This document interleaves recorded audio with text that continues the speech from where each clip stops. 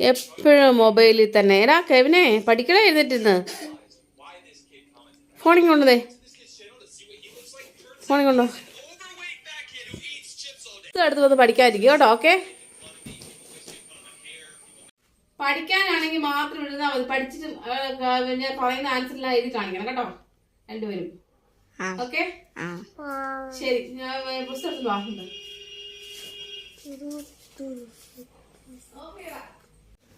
രണ്ടുപേരും ഇവിടെ പോയി പഠിച്ചോണം കേട്ടോ. ഈ അവധി ദിവസമായിട്ടും പഠിക്കാൻ പറയുന്നത് ഒരു പണി കൊടുക്കണം അല്ലേ? അമ്മയ്ക്കൊരു പണി കൊടുക്കണമല്ലോ. എന്ത് ചെയ്യും? എനിക്ക് കിട്ടി പണി. എന്താ?